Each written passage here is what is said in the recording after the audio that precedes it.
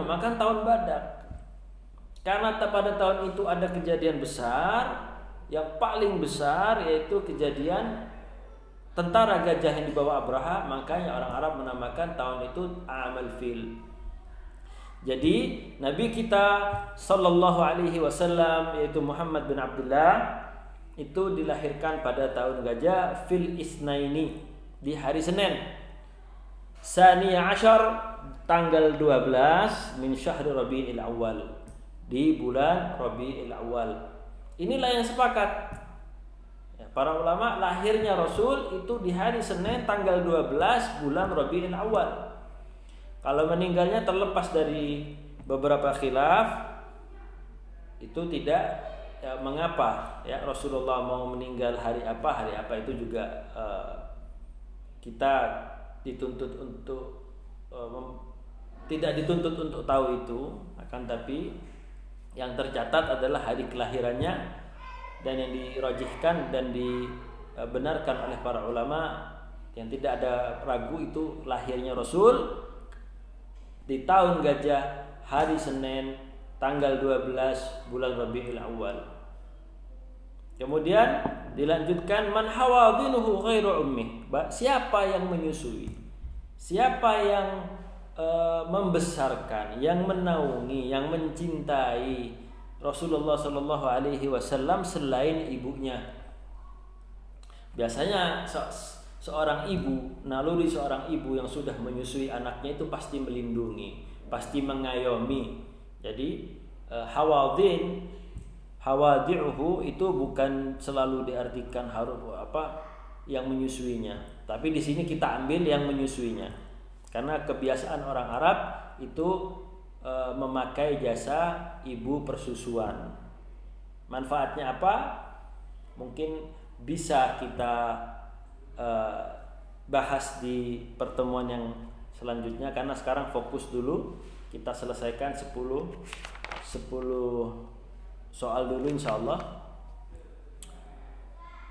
Man hawadi'uhu ghairu ummi, siapa saja yang menyusui selain ibunya. Arda'athu maulatu abihi Ummu Aiman. Jadi yang pertama kali menyusui itu budak perempuan milik ayahnya yang bernama Ummu Aiman.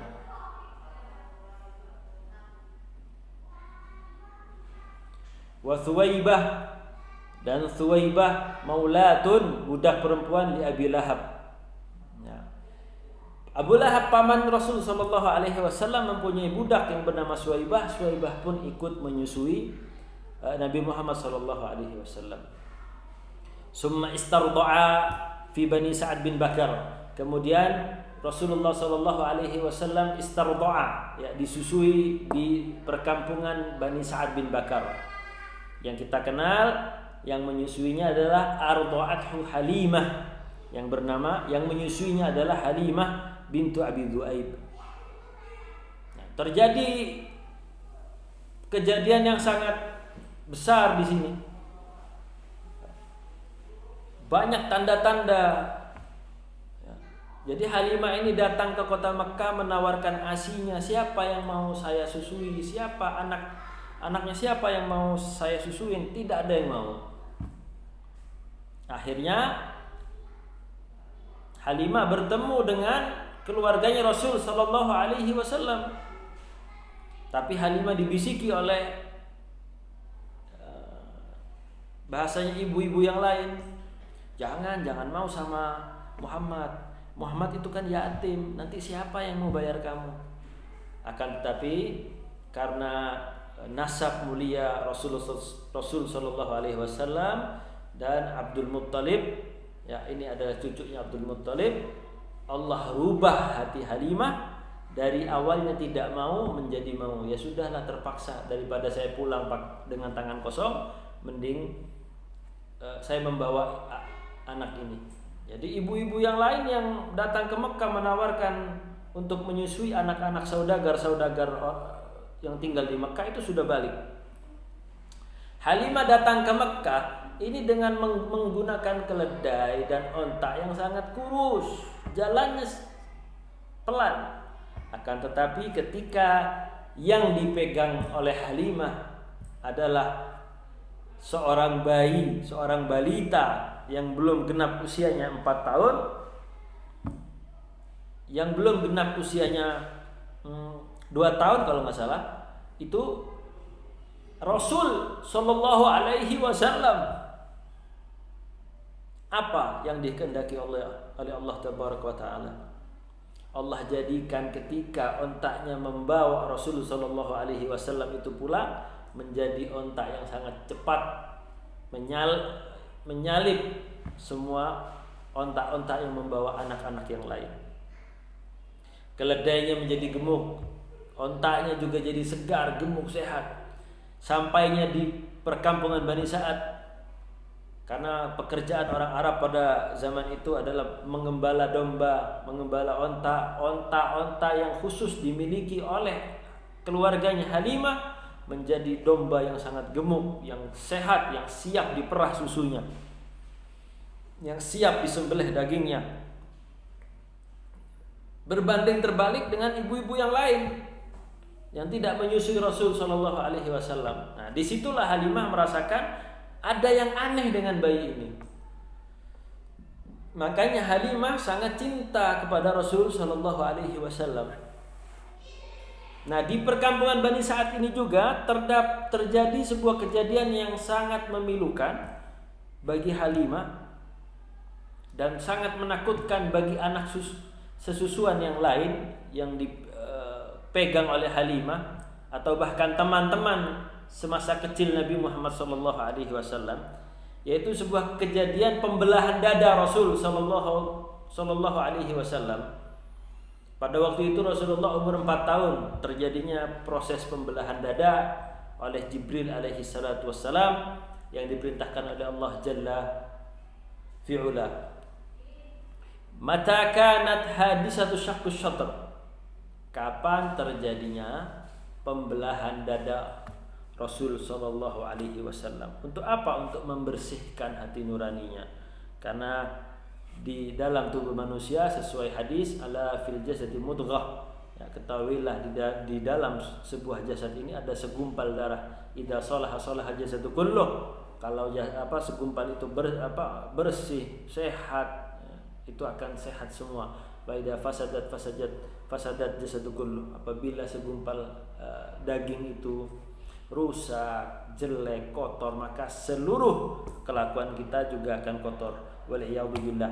Ketahuilah apa itu segumpal daging itu, ala wahyi al-qalb, ya. Terlepas apakah al-qalb itu hati atau jantung, wallahu taala alam bisawab. Kita tidak akan berdebat di situ. Dibelah dada Rasul, kana dzalika wa huwa ghulam. Kejadian itu ketika Rasul sallallahu alaihi wasallam gulamun qariba arba'i sinin, mendekati kira-kira umur 4 tahun. Bisa mungkin hampir 4 tahun. Bayangkan, anak berusia belum 4 tahun, Allah Subhanahu wa taala sudah menyiapkannya. Allah Tabaraka wa taala menyuruh malaikat yang sempurna, Sayyidul Malaikah, pemimpinnya malaikat, yaitu Jibril alaihi salatu wassalam, untuk membedah dan mencuci hati-hati Rasul sallallahu alaihi wasallam yang kotor. Makanya ketika Ummul Mukminin Aisyah ditanya bagaimana akhlak Rasul, Ummul Mukminin menjawab, kana khuluquhul Qur'an. Rasul itu akhlaknya seperti Al-Qur'an. Subhanallah. Akhlaknya Rasul Al-Qur'an. Dan ketika kita baca Al-Qur'an, hati kita jadi tenang. Begitulah akhlak Rasul. Akhlak bersama keluarga, akhlak bersama teman, akhlak bersama siapapun itu. Akhlak Rasul kana khuluquhul Qur'an. Dibersihkan, disiapkan memang Muhammad kecil ini untuk menjadi khatamal nabiyyin, penutup para nabi, atau khatamal anbiya war rasul, penutup para nabi dan rasul, sudah dipersiapkan.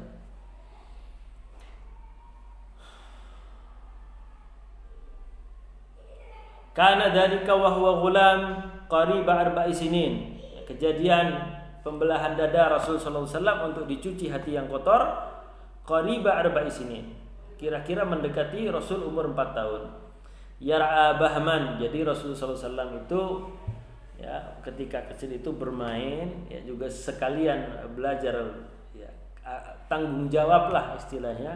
Yar'a bahman. Jadi ini juga salah satu sunnah, salah satu cara orang tua kita itu beri tanggung jawab kepada anak kita sedini mungkin agar anak itu ketika beranjak dewasa semakin tahu tanggung jawab. Oh, ini tanggung jawab saya. Jadi gak apa-apa, tapi jangan sampai anak umur di bawah 5 tahun disuruh angkat galon, jangan. Yar'a bahman, Rasul itu sedang yar'a bahman ya, menggembala hewan-hewan yang biasa untuk digembala seperti domba, seperti onta dan lain-lain. Li abawaihi, kepunyaan abawaihi, kedua orang tua, minar rodai, milik kedua orang tua yang menyusuinya, yaitu Halimah dan suaminya. Jadi enak-enak sedang bermain dengan teman-teman yang lain, Nabi Muhammad kecil ini sallallahu alaihi wasallam. Kemudian datanglah Jibril alaihi salatu wassalam menidurkan, membaringkan Rasul dan membelahnya. Dan anak-anak yang lain juga melihat ini. Makanya anak-anak yang lain itu kabur ya, sambil berteriak, Muhammad telah meninggal, Muhammad telah meninggal, Muhammad telah meninggal. Akhirnya Halimah dengan cepat berlari menuju lokasi tersebut. Akan tapi yang dijumpai hanyalah Nabi Muhammad sallallahu alaihi wasallam yang sudah dalam posisi pucat dan tidak ada bekas sama sekali. Padahal anak-anak kecil tadi melihat Rasulullah dibunuh orang, ya dadanya dibuka dadanya katanya. Ya, anak kecil tidak mungkin bohong apa yang dia lihat, ya, kecuali orang tua yang biasa berbohong di depan anaknya, biasanya anaknya niru. Kan tapi ketika anak kecil itu tidak ada contoh untuk membohongi, tidak ada contoh untuk maksiat, insya Allah anak kecil itu punya hati yang polos, punya hati yang suci, bersih. Jadi dicek semua oleh Halimah, ya, tidak ada bekas apa-apa. Bayangkan Jibril alaihi salatu wassalam melakukan bedah dada tanpa bekas. Teknologi zaman sekarang pun tidak ada. Insya Allah sampai yaumul kiamah tidak ada. Karena takut kejadian aneh yang sering datang kepada Nabi Muhammad ini. Summa ba'daha, kemudian setelah kejadian itu radduhu. Ya, Halimah ini mengembalikan Rasul sallallahu alaihi wasallam kepada ibunya, ila ummi.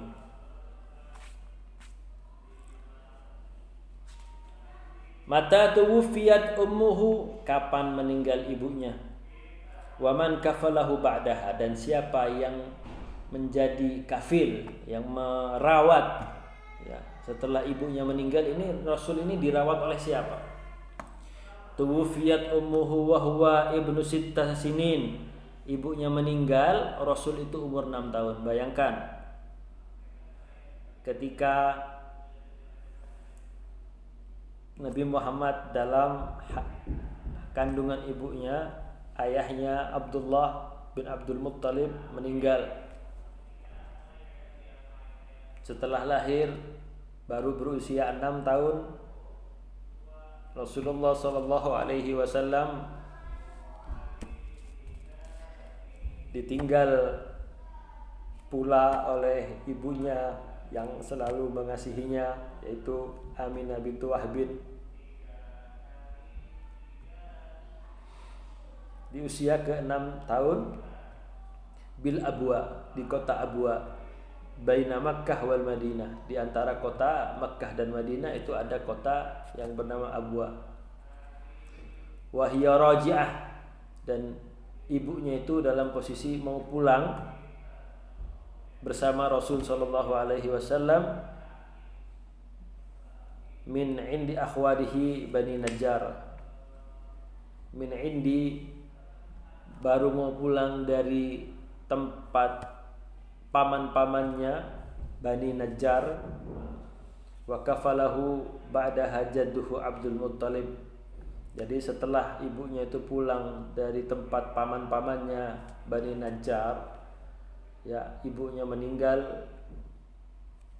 Rasulullah Shallallahu Alaihi Wasallam di usia 6 tahun menjadi yatim, tidak mempunyai ayah dan tidak mempunyai ibu.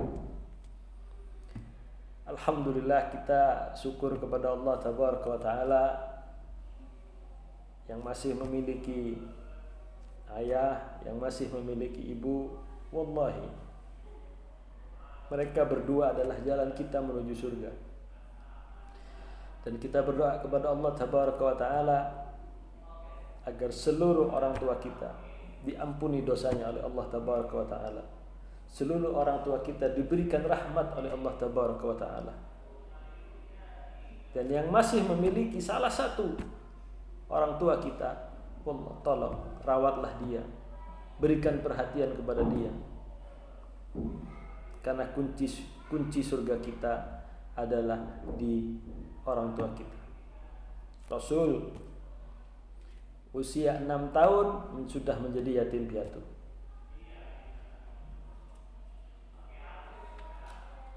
Mungkin ketika kita ada di posisi Rasul, kita tidak akan siap. Mungkin ketika kita dalam usia 6 tahun ditinggal meninggal oleh bapaknya, tidak pernah melihat bagaimana sih ayah saya, bagaimana sih abi saya. Di zaman Rasul tidak ada foto, tidak ada lukisan. Kalau zaman sekarang ayah saya itu seperti apa bisa dilihatkan di HP. Tapi kalau zaman dulu tidak bisa. Dan di usia 6 tahun mungkin sudah terngiang-ngiang, mungkin Rasul umur 15, 20 tahun. Mungkin ketika kita umur 6 tahun ditinggal juga oleh ibu kita, di usia 20, 30 tahun kita lupa dengan wajah ibu kita pada zaman itu. Kalau zaman sekarang mungkin kita bisa melihat album foto sambil mendoakan ibu kita, sambil mendoakan ayah kita yang telah meninggal. Wa kafalahu ba'daha jadduhu Abdul Muttalib. Dan yang menjaganya, yang mengayomi, yang membesarkan setelah kematian ibunya Aminah, yaitu jadduhu, kakeknya yang bernama Abdul Muttalib. Kemudian tidak lama di bawah asuhan Abdul Muttalib pun meninggal. Mata tuwfiya jadduhu Abdul Muttalib wa man kafalahu ba'dah. Kapan meninggalnya Abdul Muttalib dan siapa lagi yang menjaga, yang membesarkan Rasul sallallahu alaihi wasallam setelah meninggalnya kakeknya Abdul Muttalib. Tuwfiya jadduhu Abdul Muttalib wa lahu minal umri 8 sinin. Abdul Muttalib kakeknya itu meninggal ketika berumur 8 sinin, 80 tahunan. Wa kafalahu ammuh, dan menjaganya, yang mengayomi setelah kematian Abdul Muttalib adalah pamannya, yaitu Abu Talib, ayahnya seorang sahabat yang mulia dan menantu Rasul sallallahu alaihi wasallam, dan juga sepupu dari Rasul sallallahu alaihi wasallam, yaitu Ali bin Abi Thalib. Wa kana bihi hafiyan. Dan Abu Thalib itu kepada Nabi Muhammad itu hafiyan, menjaga dengan sangat, perhatian bahasa sekarang. Tidak lama ketika dijaga dan dibesarkan oleh Abu Thalib, terjadi sebuah peristiwa berpergian ke Syam untuk berdagang. Mata safara ma'a ammihi ila Syam. Kapan Rasul itu safar, berpergian ma'a ammihi ila Syam? Kapan Rasulullah SAW ikut amminya, ikut pamannya untuk berdagang ke negeri Syam? Walahu minal umri 12 sanatan. Ketika Rasul sallallahu alaihi wasallam berusia 12 tahun, wa fiha ra'ahu Buhaira ar-rahib, dan di kejadian itu ikut pamannya berdagang ke negeri Syam, bertemu dengan seorang pendeta Buhaira ar-rahib. Dan Buhaira ini melihat, namanya pendeta agama Nasrani, atau semua pendeta di agama Nasrani, semua rabi-rabi Yahudi yang faham terhadap kitab-kitab suci mereka, itu tahu tanda-tanda kenabian. Makanya dia melihat tanda-tanda kenabian itu ada pada diri Nabi Muhammad SAW yang berusia 12 tahun itu. Wa fiha ra'ahu Buhaira ar-rahib, dan di sana bertemu dengan Buhaira ar-rahib.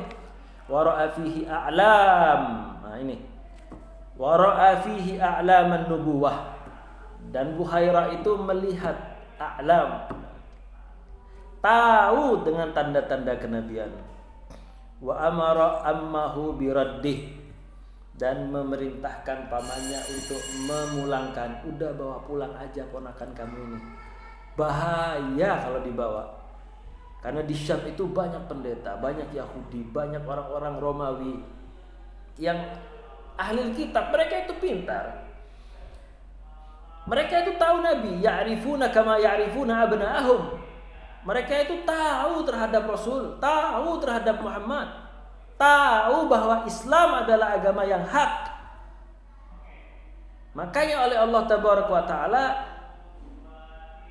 dikatakan ya'rifuna kama ya'rifuna abna'ahum. Mereka itu tahu seperti tahu bagaimana siapa sih anak-anak mereka. Masa seorang orang tua tidak tahu mana yang anak-anaknya? Masa lupa sama anaknya orang tua? Kecuali orang tuanya udah pikir, udah gila. Nah ini mereka tahu. Makanya Buhaira ini, pendeta ini menyuruh pamannya untuk bawa pulang. Bahaya kalau dibawa sampai ke Syam. Sampai di sini dulu pembahasan kita di kitab Amali fi Sirah An-Nabawiyah.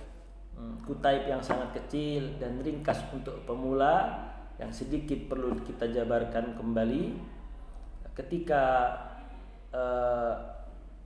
ada pertanyaan atau apa, bisa diajukan melalui admin atau WA kepada ana pribadi. Wallahu ta'ala a'lam bissawab. Insyaallah doakan istiqomah. Kita akan membahas kitab Amali fi Siratin Nabawiyah. Wallahu ta'ala a'lam bissawab. Ketika ada kesalahan itu berarti dari ana pribadi, dan jika yang disampaikan itu kebenaran datangnya dari Allah Tabaraka wa Ta'ala. Assalamualaikum warahmatullahi wabarakatuh.